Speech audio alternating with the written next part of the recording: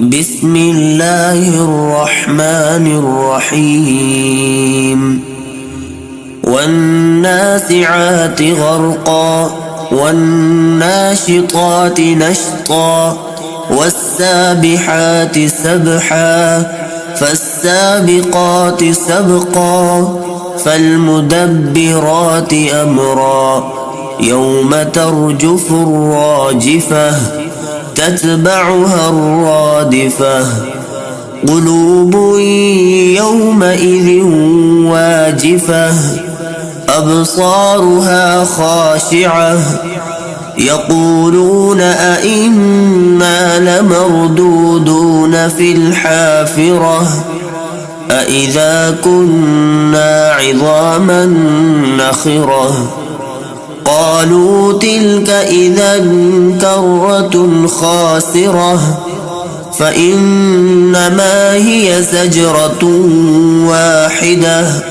فإذا هم بالساهرة هل أتاك حديث موسى إذ ناداه ربه بالوادي المقدس طوى اذهب إلى فرعون إنه طغى فقل هل لك إلى أن تزكى وأهديك إلى ربك فتخشى فأراه الآية الكبرى فكذب وعصى ثم أدبر يسعى فحشر فنادى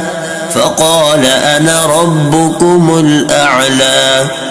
فأخذه الله نكال الآخرة والأولى إن في ذلك لعبرة لمن يخشى أأنتم أشد خلقا أم السماء بناها رفع سمكها فسواها وأغطش ليلها وأخرج ضحاها والأرض بعد ذلك دحاها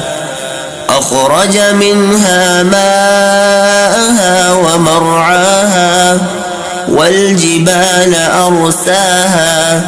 متاعا لكم ولأنعامكم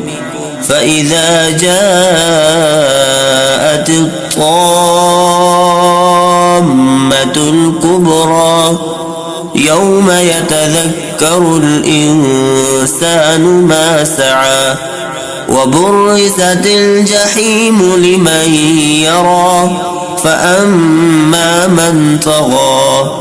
وآثر الحياة الدنيا فإن الجحيم هي المأوى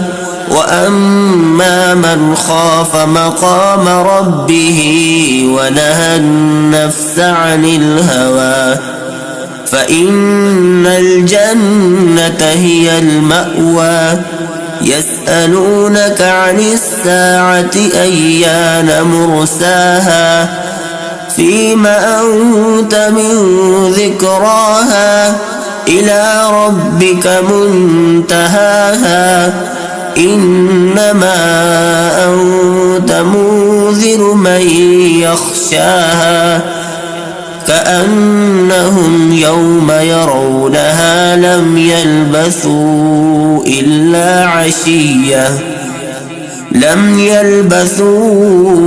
إلا عشية أو ضحاها